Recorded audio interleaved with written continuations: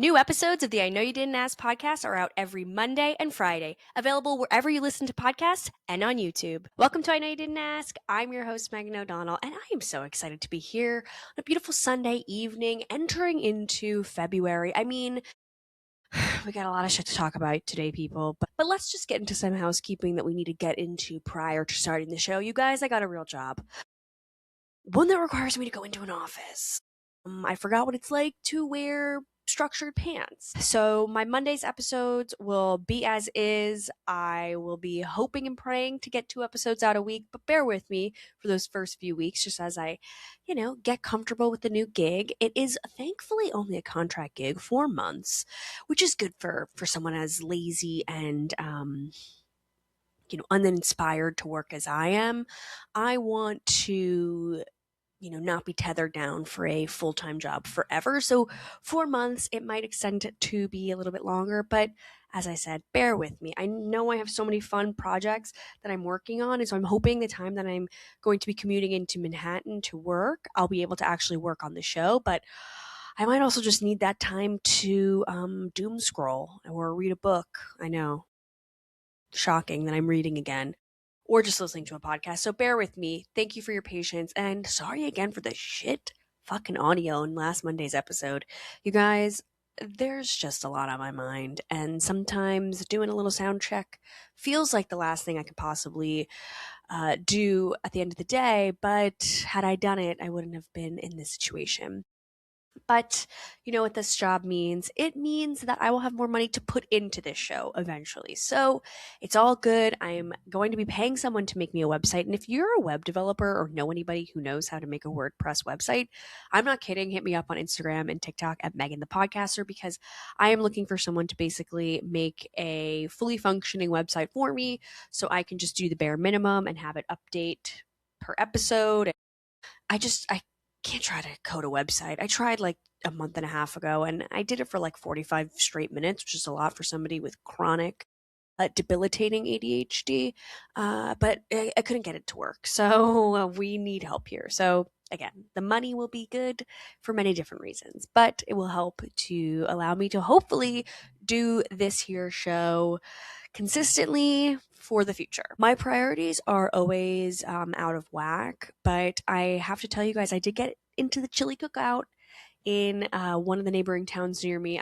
I'm going to be serving up a meat chili on February 22nd at the Maplewood Chili Cook-Off. So hit me up if you're interested in trying my chili because I'm very excited. I have one recipe I think I'm going to be moving forward with. However, I'm going to make this incredibly difficult, make like 12 chilies in the next month and really, try to find the best chili because I don't want to say I'm competitive, but I do want to, rank at least top 3, top 5 would be amazing. If you win, you actually get $500. So that would be fucking awesome. So pray for me. And if you're in the New Jersey area, definitely go to the Chili Cook-Off and say hi to me and fucking vote for me. Because if you come and tell me you like my show, but don't vote me for number 1, then there's going to be big fucking problems. Okay, you guys, let me stop vamping. We gotta get into some sad news. You guys, Canadian actress and legend Catherine O'Hara is dead at 71 years young. This was really shocking. Reports really don't know much of what happened. She passed away on the 30th, which was Friday. Her children did say that she had been diagnosed with cardiac invarus or dexocardia with situs invarus. Couldn't get that last word out. But the resident nurse here, and I know you didn't ask, said it basically means her heart and her lungs were reversed, basically like a mirror image. Like your heart normally sits on the left, your lung has 2 lobes, and right has 3. And in hers, it was the opposite. It can be associated with congenital heart defects, which would have also affected her long before she was 71. But it can also just be completely benign. So you guys, this means nothing to any of us dummies out there. But Chef, 71 years old, young lady, just called the ambulance at like 4 a.m. saying she was having like shortness of breath and she died soon after. So it seemed pretty sudden. I mean, but like, who's going to play my mom in the biopic if her and Diane Keaton are both dead?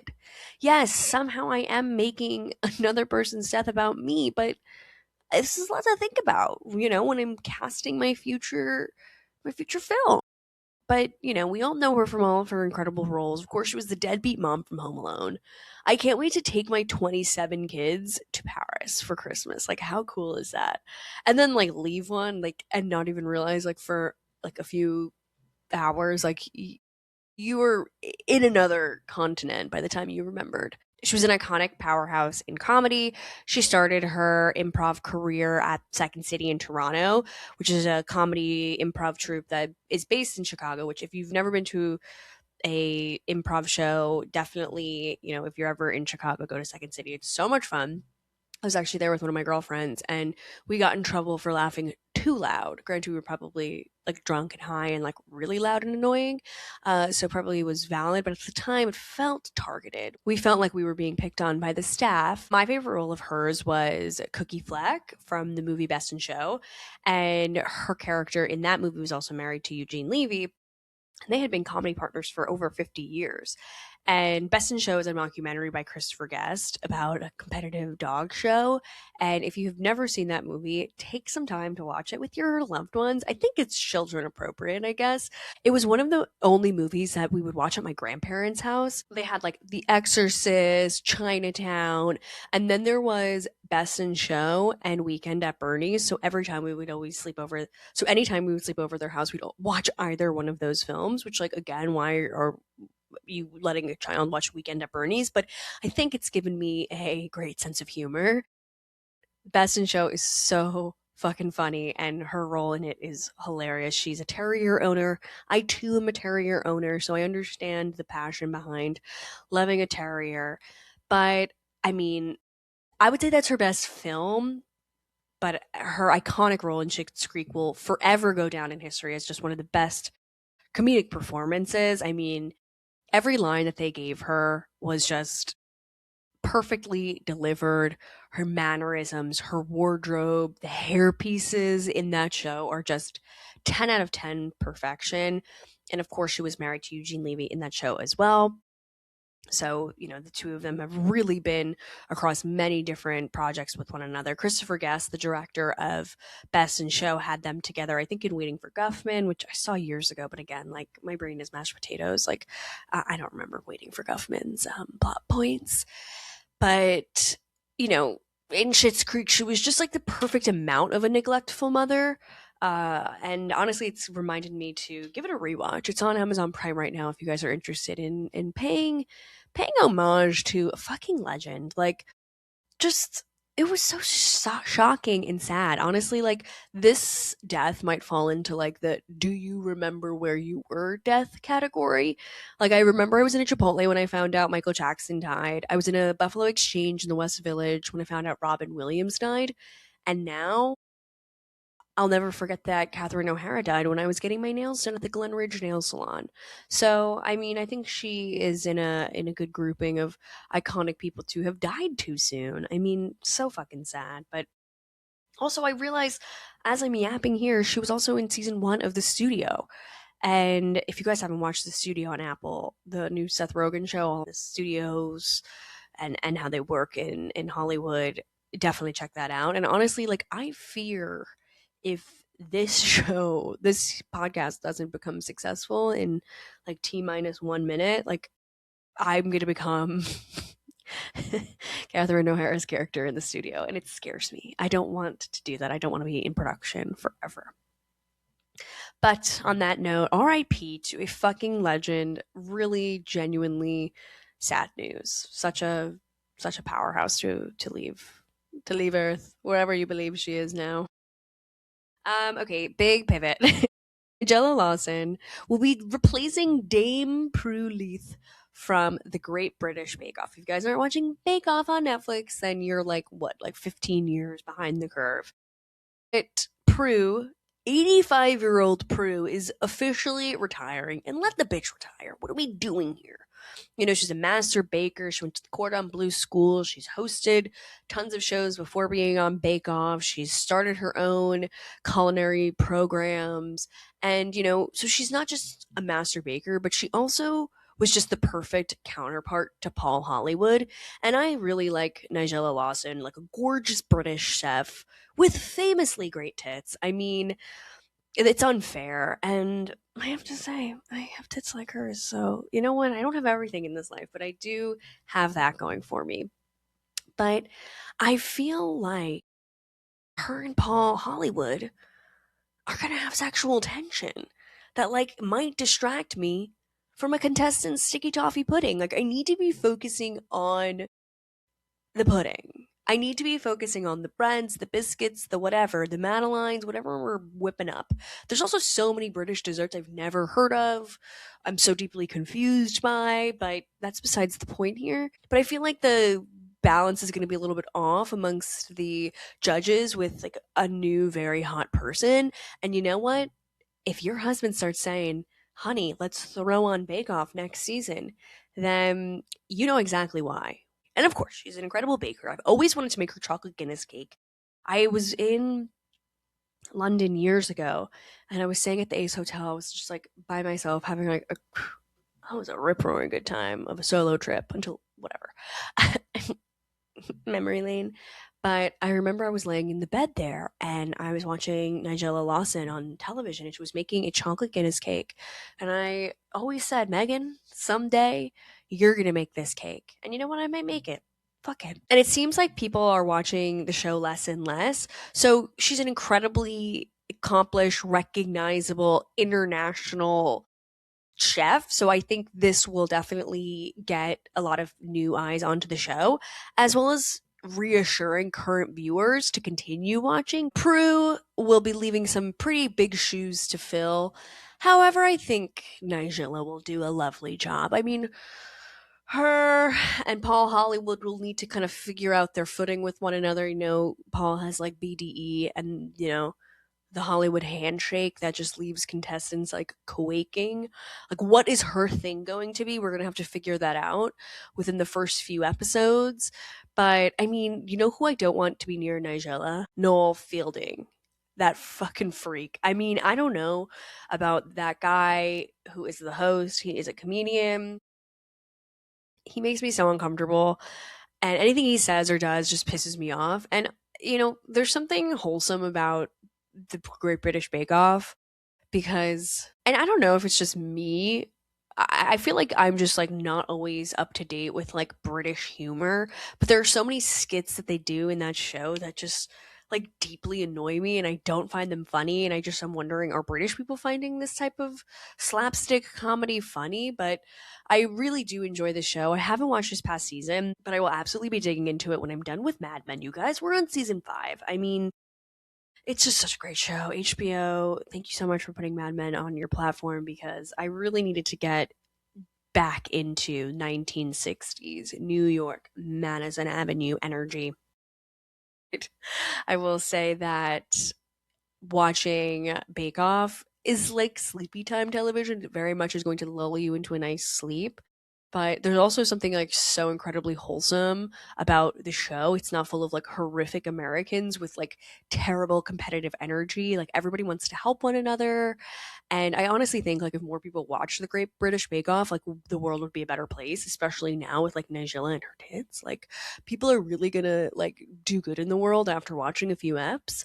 But you know, the contestants are also like so funny and I guess like so British to me. It's like, I'm Glenn. I'm a father of 3 from Oxford. By trade, I'm a software developer, and on nights and weekends, I spend my time whipping up ganache and organizing my Lego collection. Like, there's just like always like a weird, silly backstory where in America it's like, I spend my time working from home in advertising. I spend 6 hours on social media a day.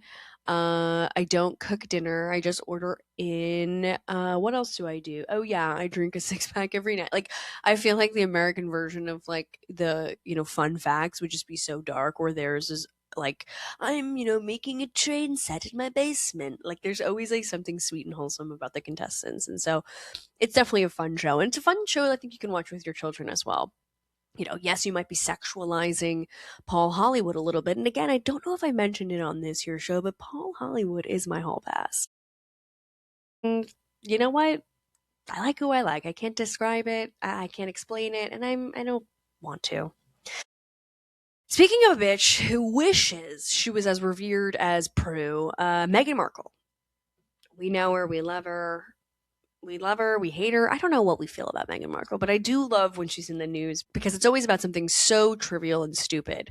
So we know that Meghan and Harry attended Kris Jenner's mega 70th birthday party at Jeff Bezos' home. And Kim and Chloe and Courtney and Chris, everybody posted various photos throughout the day. And Chloe went on to her podcast, Chloe in Wonderland, the emerging podcast that I shit on 2 weeks ago. But she was talking with Kim, who came on for a two-parter. Didn't want to listen to the whole thing. I don't give a shit about what the two of them need to talk about that we haven't seen on 72 seasons of their shows. So it seems like Meghan's team ended up reaching out to the Kardashian Jenner camp saying, remove all the photos that you posted of Meghan and Harry on social media. And there are a few pictures with her and Harry. She looks happy. There's a few photos of her with Chris. Like, there's nothing bad per se. I will say she was wearing a navy turtleneck shirt with a black skirt. And so, we all know Meghan's already a professional victim, but unfortunately this time it's giving fashion victim. Her look wasn't really there. Her hair was pulled back in a bun. It looks like she was like, really, Harry, we have to go to this fucking party. And she just slicked her hair back and threw on whatever she had. Like, it didn't look like she was going to a party that's going to cost like multiple millions of dollars with like the highest net worth individuals in the country, if not the fucking world. All of the photos that they posted, Meghan looked cute. Like, there was a couple that I was like, oh, I don't know, you don't look like fabulous, but not devastatingly bad. But to be honest with you, I think the photo removal is less about Meghan and more about Harry and his balding and thinning hair. Because there were a lot of flashes going on in that room, flash photography from every angle. And those little hair follicles are fighting for their lives. Meghan's making him sleep on a silk pillowcase because he's not looking too endowed on the dome. And we have all seen his brother. He's a bald beauty. At a certain point, shave it. Shave it or get plugs. What are we doing? Is money tight? Do you need like $6,000? But we can even have him go to Turkey. Go to Turkey, get a cheap, hair plug transplant, and you'll be good. But I'm kind of feeling like it has more to do with the bald spot than it does with Meghan herself. And so Kim and Chloe were talking, and they said Mom and Meghan have been friends for some years now. They have a really sweet relationship. I wonder if she sent Chris her jam. She said, we were told that it was totally cool to post. And then after it was posted, I think they realized it was Remembrance Day and that they didn't want to be seen at a party, even though it was already up and then ultimately had to be taken down. Do you know how devastating that must have been for Kim and Chloe to have to remove the photo? Like, how many followers do they have and how many likes are they getting per post? Like, even the highest, most followed people still care about their post and like number. Like, if Kim doesn't get a lot of likes on a post, does she delete it immediately like us basic people do? I don't know. She probably, is definitely like scrolling through some of her likes to see if like any exes have liked it, any, shady bitches from her past have liked it, like Larsa.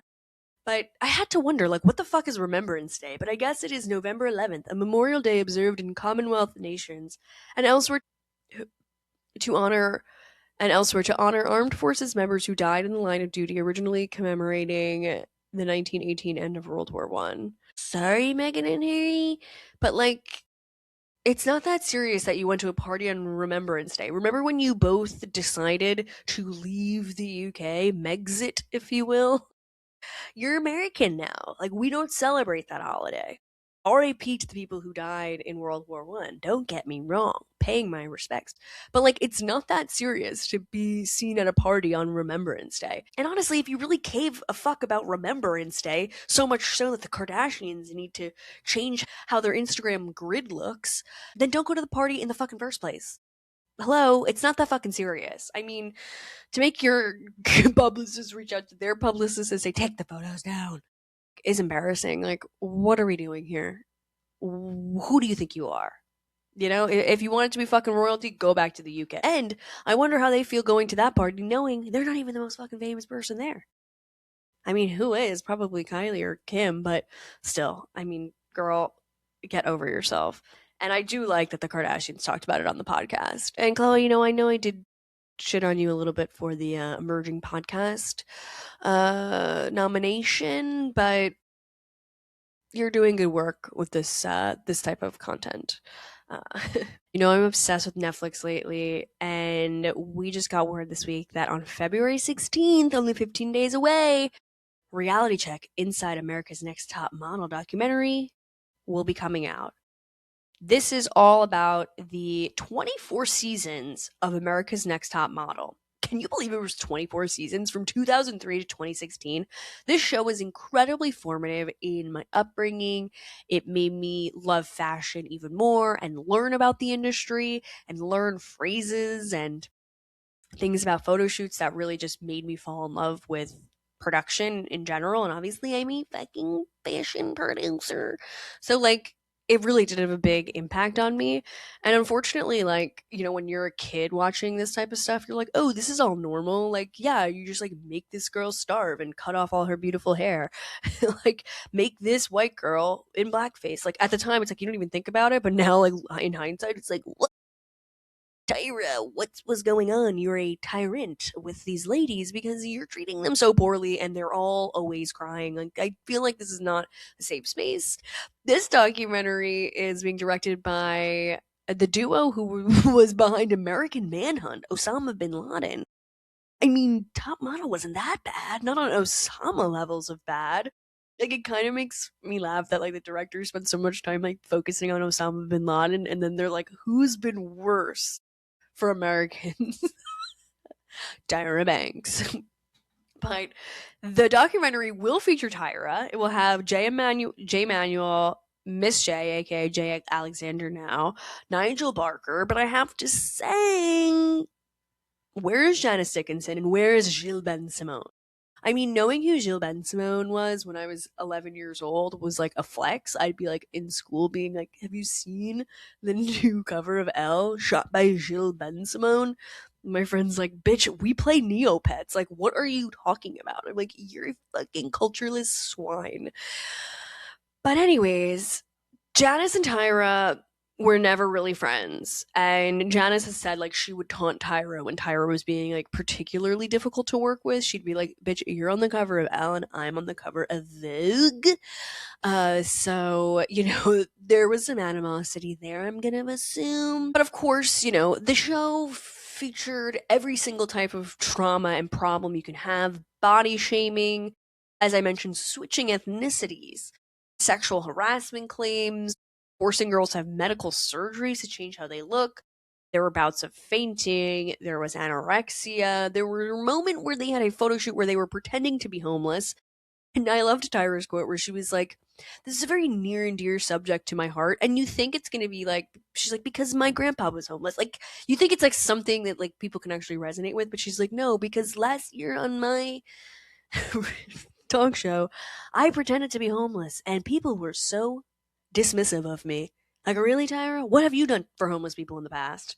But she was like, ladies, girls, we're going to put fake dirt on your face and you're going to look homeless in this photo shoot.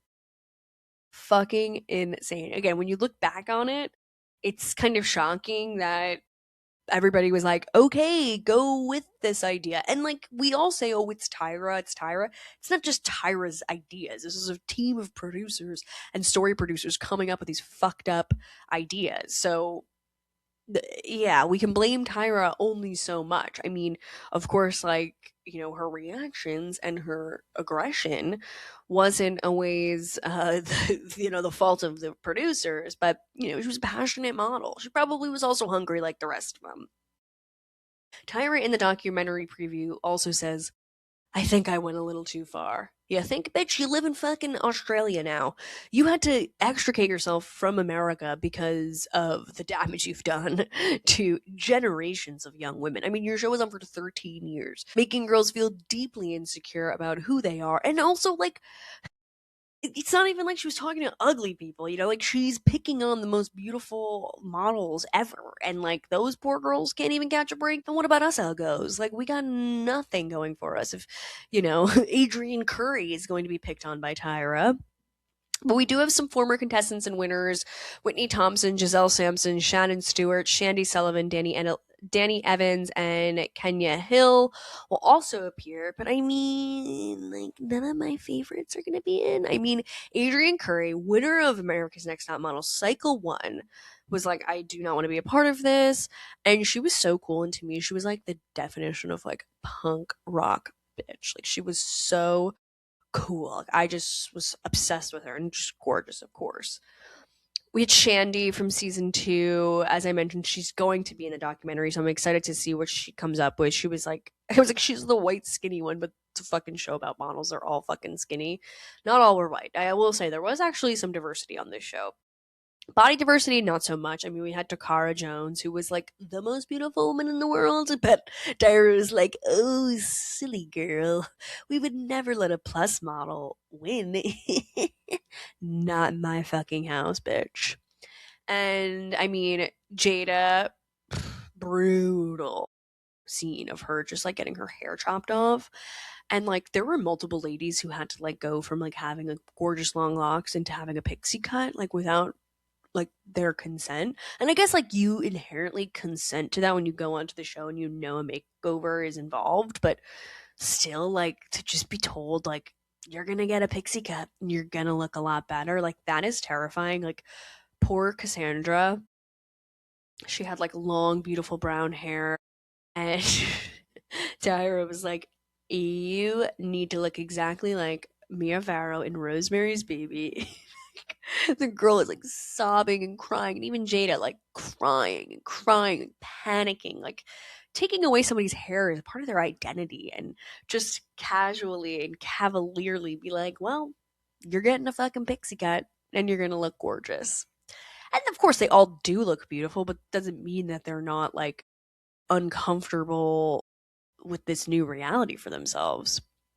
Oh my god, we had Lisa D'Amato, crazy girl. I heard her on some podcast a couple months ago. I don't know if it was like an old replay of Jeff Lewis's show, but she's like psycho MAGA energy. No surprise there. We had Eva Marcel, third cycle winner, and now former Real Housewife of Atlanta star. No word about her being involved, and of course she was iconic on the show, but nothing. I mean, Jade was also one of my favorites. She was unhinged in a way that even as a child I was like, you scare me. Like, I don't feel safe around you, Jade. Like, but she did have like again an air of Delulu energy that I just again gravitated towards. There was Joanna. I was very into Joanna. I mean, she had like the face of a young Rose McGowan. Like that shot with her with the helmet on. I mean, even like her Audrey Hepburn photo where she's like sitting on the stool with her little pixie cut, like iconic. Like I was very much like an Audrey girl. Like, sorry, like I just wanted to be Breakfast at Tiffany's, even though I never saw the film. That was like one of the most embarrassing things that ever happened to me growing up. Like I was obsessed with the idea of Breakfast at Tiffany's, and I had a poster of it in my room, but I never saw the film. Never saw it. I said, I get the gist. Moon River, like I get it, but I don't need to watch it because where am I gonna get that film? Blockbuster. Also, I remember being obsessed with Elise and that image of her with like a snake around her neck. Like that was pretty formative. Who else really made a mark? I mean, so many of them like were such hot messes. One like quit in the middle of the judging ceremony. She was like, "This is too much pressure. Like, I'm out." Tea. Molly O'Connell from Southern Charm was also on season 16, and that woman is a fucking Renaissance woman. She's like, "Yes, I'm a model. Yes, I sing. Yes, I play the euphonium. Like, what can't I do?"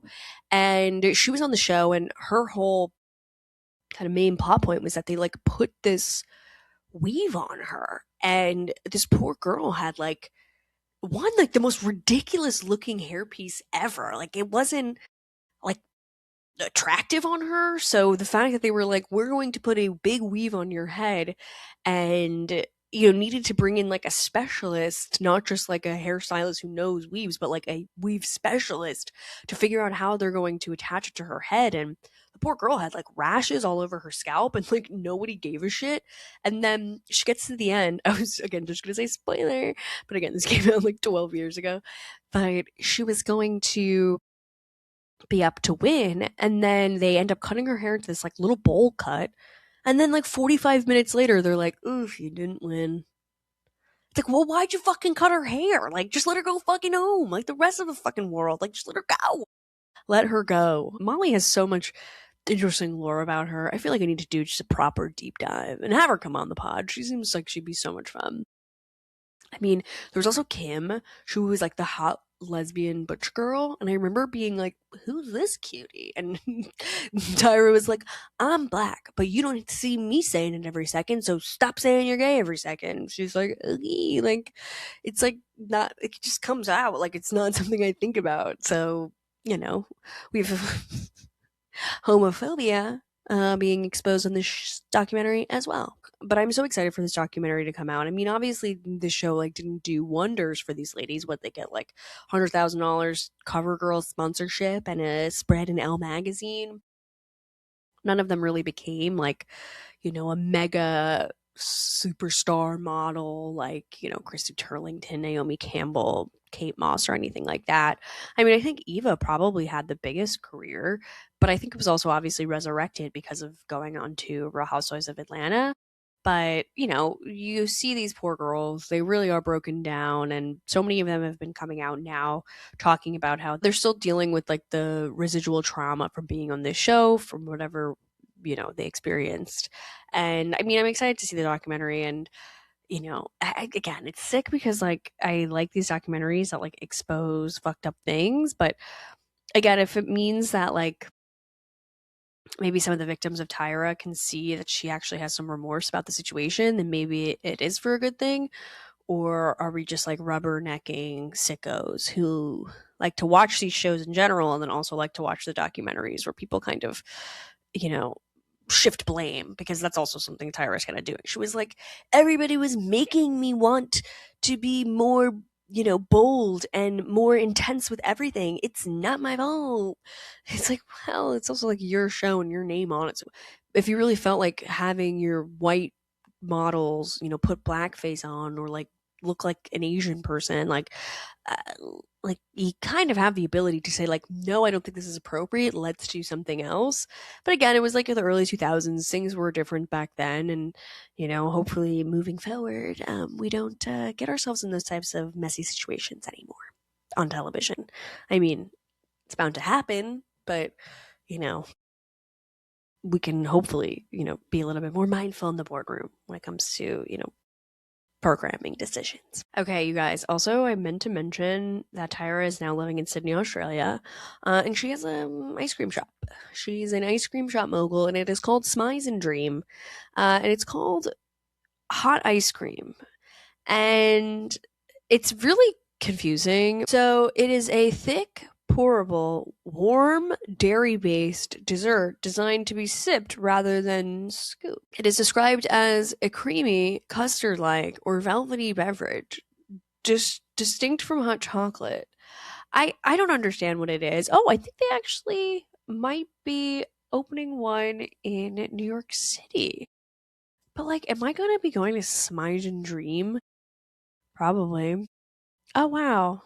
Okay. Okay, there's been some pop-ups. I could do that. I could get involved with a pop-up. Yeah, there's exhibits.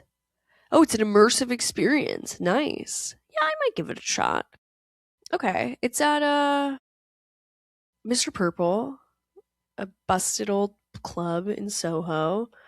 Where else? Oh, okay. Oh, I can go to the South Pole Donut Hole at Temple NYC. Oh, it's gonna. Oh, damn, this past weekend was the last time it was going to be at Serendipity, which is the home of the frozen hot chocolate. So this pretty much is a dream collab for Tyra. But that's besides the point, you guys. I can't wait for this documentary. Speaking of sick fucks, Jeffrey Epstein has had more files released, and now the government's website has made it like very easy to search names in it. And we've all kind of known about Carol Radziwill being in his little black book, and we find some additional information about Carol as well as some other surprising Bravo celebrities who were featured throughout his email threads. Like, just to kind of backtrack on Carol a little bit, her husband died in 1999, and her book What Remains, a New York Times bestselling book, came out in September of 2005, right when the emails were happening back and forth between Ghislaine Maxwell and Jeff. And we all know that Carol was friends with Ghislaine Maxwell. She has vehemently denied being friends, but Ghislaine actually took the photo of Carol for her book jacket on What Remains, prior to September of 2005 when the book came out, probably a year before she took this photo. Recent photos came out of Ghislaine's home, and there was a literal photo of just Carol's big head on a frame on her shelf. And again, Carol has been saying, I barely knew the lady. She just took this picture.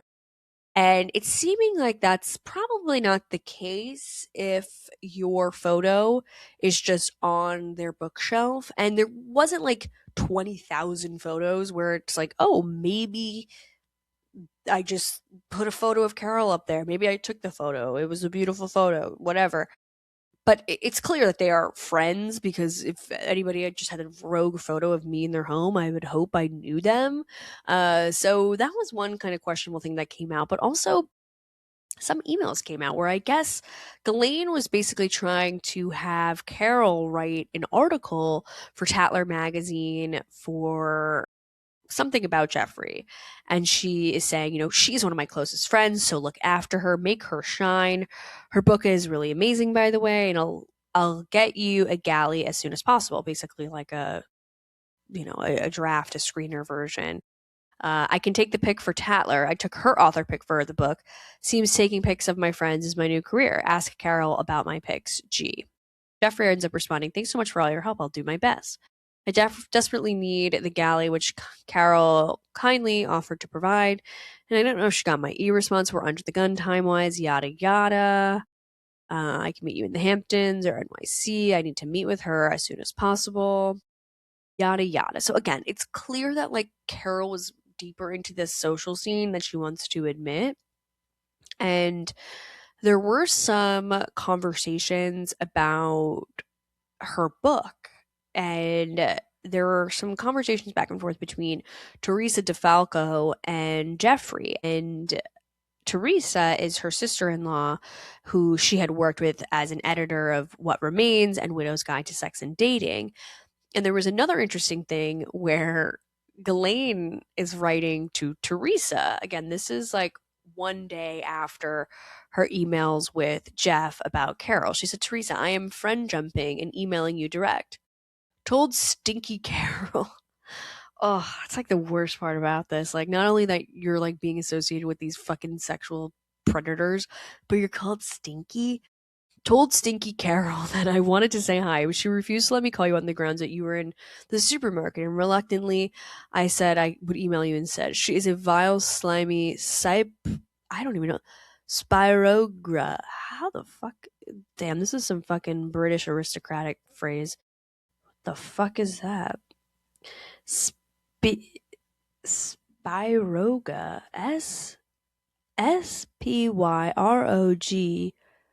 SPYROGYRA.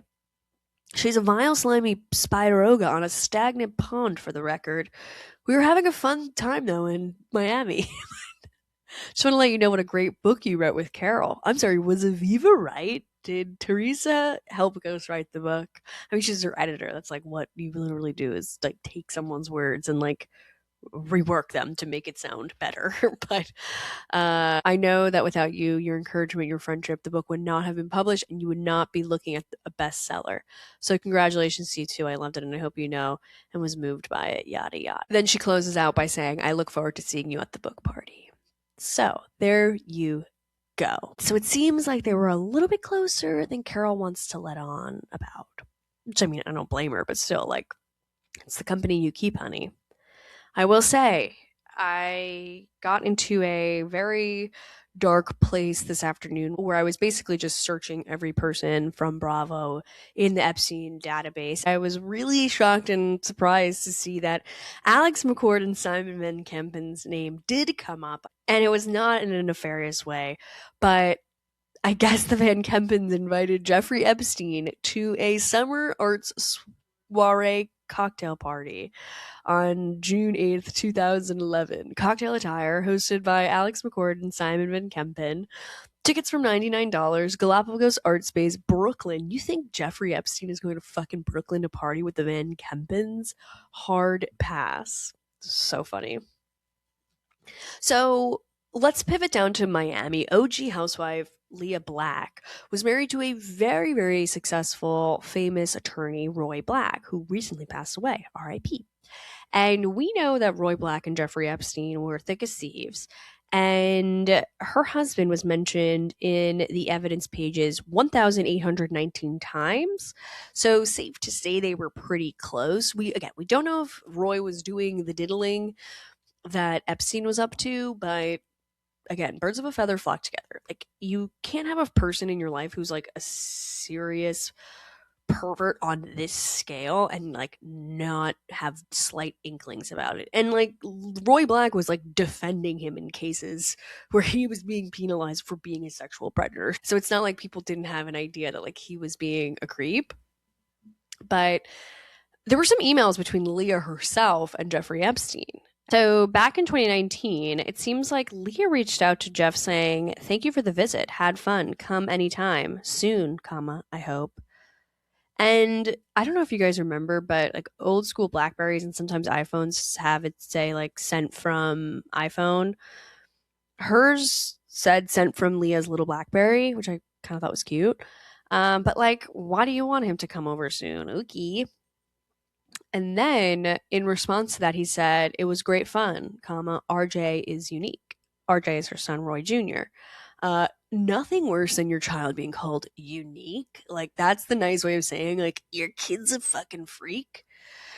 And it was nice to meet him. Like, Jeffrey Epstein's like, "I don't want this 7-year-old boy near me. I want a 12-year-old girl. Like, what don't you get about me? Like, I want young girls, young masseuses in training. I want young girls whose lives I will demolish."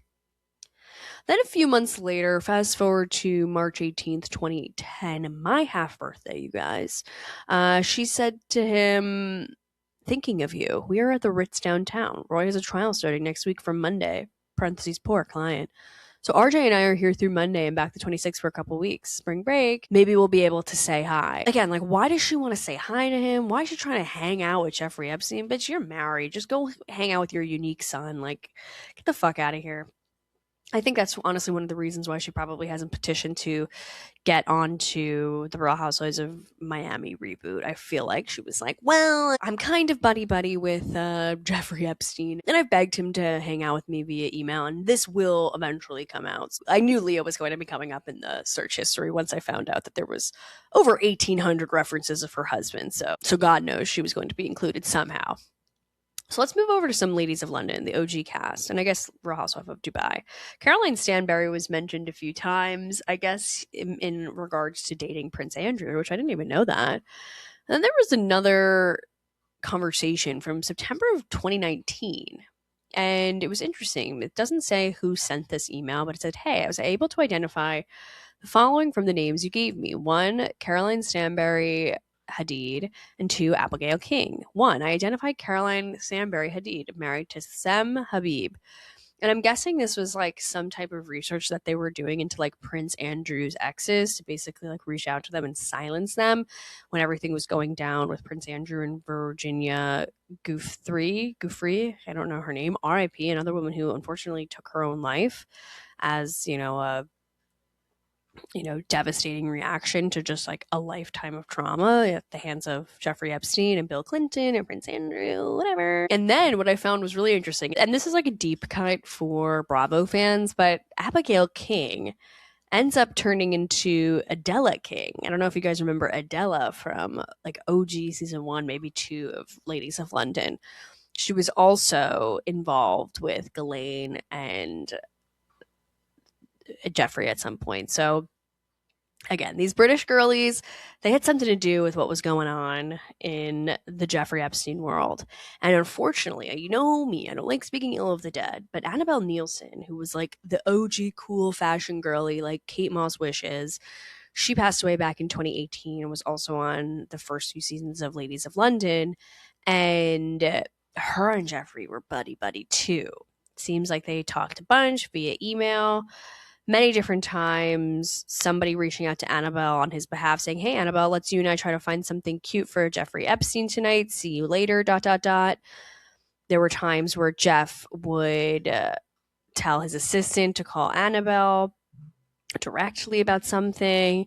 She would message him saying, just off to Paris. You're not there, are you? No, not in Paris. Let me know if you want to come over. How about Davina? And she said, oh, yes, so she is. If I think of anyone suitable, I'll let you know. She said, I'm going to go to New York for the Freeze Art Festival. Are you going to be around? There's a bum there you might like. Freeze is the 4th or 5th, yada, yada. So it seems like they were also kind of in conversation, again, like in an intimate way where they're emailing back and forth. They also talked about business ventures with this designer guy who I guess Annabelle was trying to link him with to help fund this guy's designs. But again, Jeffrey Epstein is like a classic abuser, like attractive, charming, smart, interesting. So there could be a world where some of these people just didn't realize that he was like such a pervert, but I don't think that people were willing to really stand up to him because of all the things I just said, his wealth, his power, his connections, and whatnot. So I just think is such a piece of shit. And obviously, I mean, we can go into our president being included, but we're not going to go into that because somehow, his conversations in the evidence just seemed to be the worst out of many of the things I read. And I was in the files for like 3 hours today.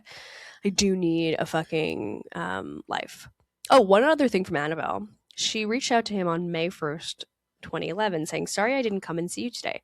I didn't feel great and didn't leave my hotel. As you called my mother, you know where I am. Calling my mother is out of bounds. I would not call yours. I will be free after tomorrow and I hope we can see each other again. Love, Annabelle. He said, I didn't call anyone. I will find out. So, like, bro, where'd you get Annabelle's mom's phone number? Like, never forget meeting Annabelle's grandma on Ladies of London. Like, she loved her grandma. But the last and final Bravolebrity ex Jeffrey Epstein collab is with Whitney Sudler Smith from Southern Charm, the creative Southern Charm, and also just, professional fuckboy on Southern Charm. But there were some interesting emails. And Jeffrey was basically emailing one of his buddies saying, I had a dinner with Whitney Sudler Smith, parentheses, Southern Charm producer, and the cast. Who was there? And I hope you didn't lay your fucking hands on sweet, sweet Catherine. Like, Catherine being involved with Jeffrey Epstein would just be too much. She's already been tormented at the hands of Shep, Craig, like every guy on that show has run through her. We do not need Epstein also being involved. The email continues saying, he kept talking about the new TV show he was making about Russian girls in New York. I recommended blank for that. He answered that he had already met her and that she was too boring and only cared about being skinny. Oh, same. He wanted me to do the show, quote unquote, high-end reality TV. Seriously? Question mark. To be recognized in New Jersey? Parentheses, revenge. Josh and David have my photo in Fakai Lewis, reality TV star. I mean, I don't know that second part. I mean, I don't like the New Jersey slander, but honestly, like, I'm really happy to know that at least Jeffrey Epstein wasn't terrorizing sweet women in New Jersey. Like, this is my state. Stay out. Stay out. And I do believe Jeffrey Epstein is alive. Again, he's on a remote island with a beard. And yeah, a gaggle of 15-year-old girls who don't speak English. He's definitely alive. Let's be fucking real. But on that note, you guys, I'm really excited. Wow. Somehow, again, I find a way to record for an hour, even when I'm like, I'll be doing this for 12 minutes. I hope you guys enjoyed today's show. Again, I got a job. I fucking hate being an adult, you guys. It sucks. It really sucks, but it's good. It's all good. All good things happening here. Be patient with me as I figure out some future episodes, but every Monday I will be here. I might end up having to change it to like Tuesday or Wednesday, again, just simply out of need given my schedule. But follow me on Instagram and TikTok at Megan the Podcaster so you don't miss a beat on what's the latest on I Know You Didn't Ask. Thank you for listening and thank you for watching. If you're watching on YouTube or Spotify, I didn't put a lick of makeup on today. We are just doing the best we can. And everybody out there, keep doing the best you can too, because shit's tough out there. And I wish email didn't exist. Like, I feel like it would have been so easy and nice to work in like the 1980s where you just like didn't have email and you were like, I don't know, on a typewriter. I don't know. It just would have been an easier time. Thank you for listening. Have a great rest of your week and be sure to tune in and subscribe for more episodes. Bye. New episodes of the I Know You Didn't Ask podcast are out every Monday and Friday, available wherever you listen to podcasts and on YouTube.